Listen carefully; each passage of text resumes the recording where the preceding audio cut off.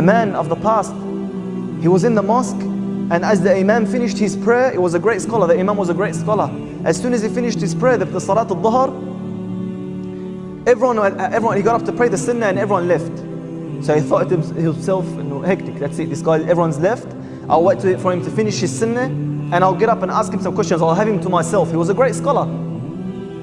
So everyone had left and he sat there waiting. He narrated this scholar prayed from Dhuhr all the way to Asr. He prayed all the way to Asr.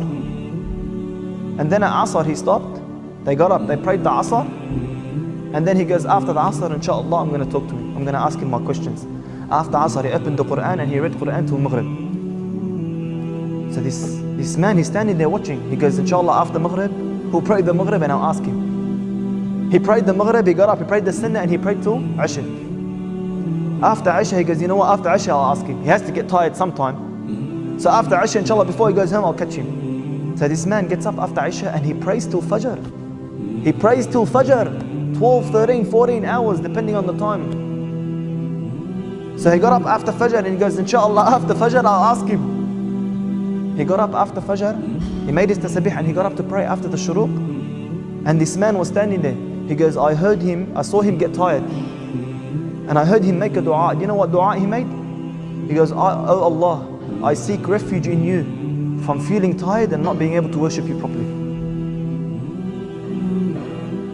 They understood our purpose of life. They understood that on the Day of Judgment, the only currency is your good deeds. The only thing that you can buy with is your good deeds. They understood that if you don't have enough good deeds on that day, you're not going to buy anything.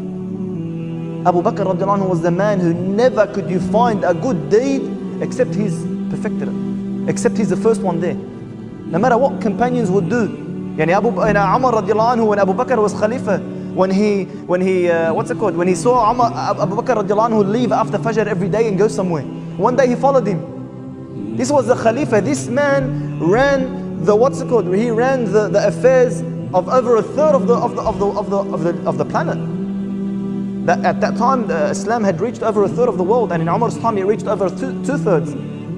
So this man ran the entire affairs of the Muslim Ummah. Where is he going after Fajr? So he followed him. Where did he find him going? He found him enter a certain house. And in a little while he left. So after he left, Umar entered, and he saw an old lady that was blind. She said, who just came in? She said, I don't know. And this man comes in every day after Fajr. He cleans the house. He cooks us food. He milks the sheep, and he leaves. He said, you don't even know who he is? She said, no. He began to cry and he said, yeah, Abu Bakr, you beat us in every field. So the next day he said, I'm going to beat Abu Bakr to do that action. So before Fajr he went to this lady's house to do the action, and he found Abu Bakr leaving already. And he said, subhanAllah, look how much. They understood that on the Day of Judgment, your good deeds and your bad deeds will be weighed. فَمَنْ يَعْمَلْ مِثْقَالَ ذَرَّةٍ خَيْرًا يَرَى. He who does one single atom's weight of good, that day he will see it. وَمَنْ يَعْمَلْ مِثْقَالَ ذَرَّةٍ شَرًّا يَرَى. And he who does one single atom's weight of evil, on that day he will see it.